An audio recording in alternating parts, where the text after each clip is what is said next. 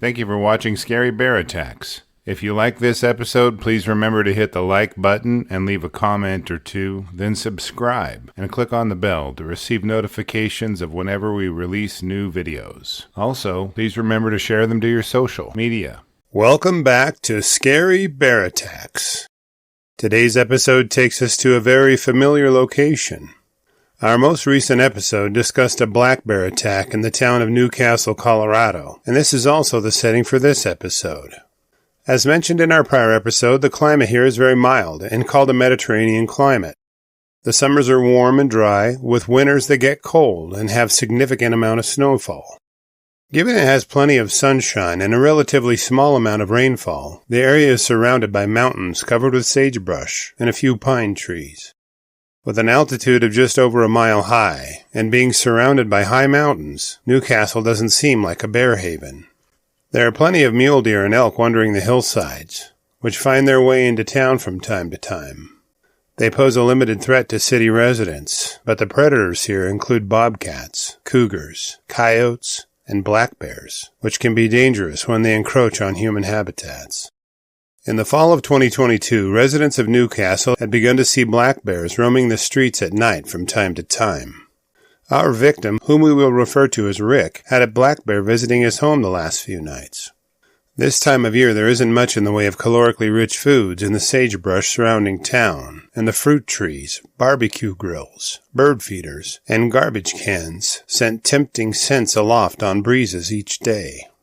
To a starving bear, this can stimulate a dinner bell response and drive them to investigate in the dark of night.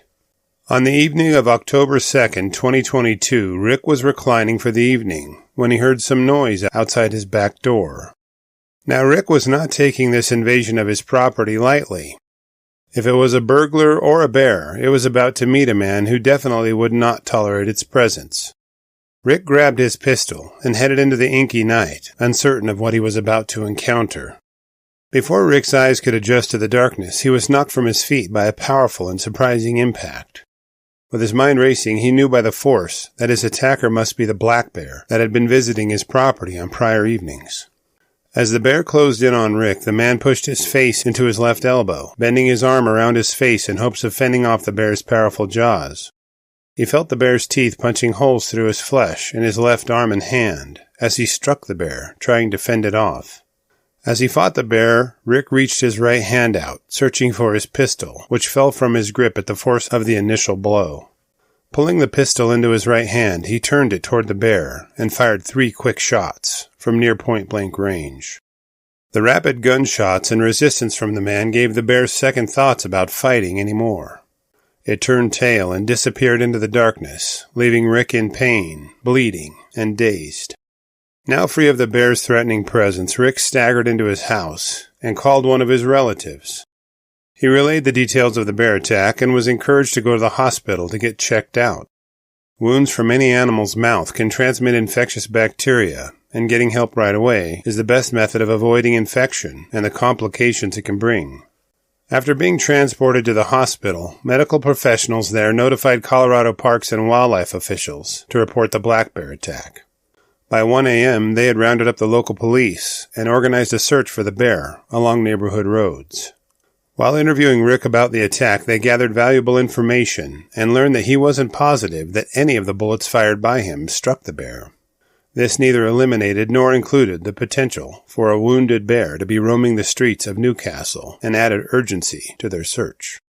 Upon arriving at Rick's house at 2 a.m., they began to analyze the attack site, but a recent rainstorm had already begun washing away any blood evidence that may have been present. Hoping for some kind of resolution to the search, they sent out notifications to residents urging them to report any wounded or dead bears they may find in the area. As the search for the bear continued, wounds on Rick's arm and hand were cleaned and closed with bandages and sutures. He was released in the early morning hours to heal at his home. Garfield County Sheriff's Department decided to try something new to locate the bear. They sent out a drone equipped with an infrared detector in an attempt to find it.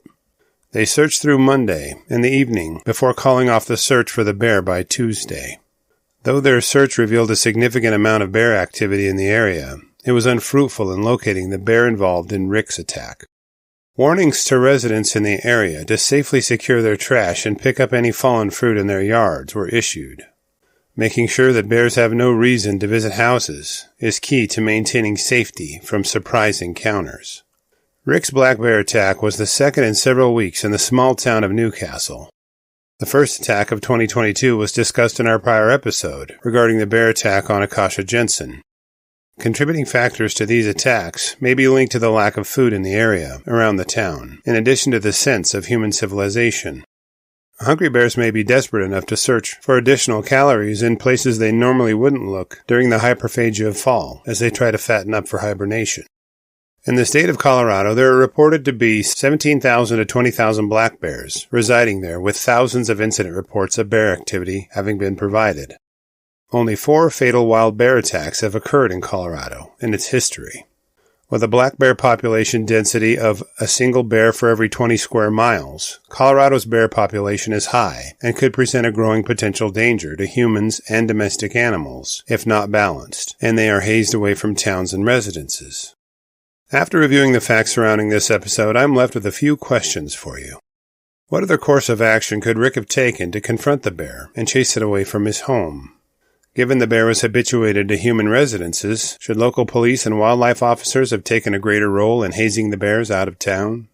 If Rick hadn't placed his face in his elbow, do you think that bear may have bitten his neck or face? Would bear spray have prevented this attack? I will gladly read and respond to your thoughts, so please post them in the comments section below, and let's talk about it. Thank you for watching Scary Bear Attacks. If you've enjoyed this episode, please consider clicking on the like button and clicking on the bell icon. We'll help you know when we post our new episodes. Posting our video links to your social media profiles furthers awareness, and it's fun. We slashed our prices in our merch store, linked below, so check out the bargains there while you shop. As a member of our human community, remember to adventure bravely and be careful out there, especially in bear country.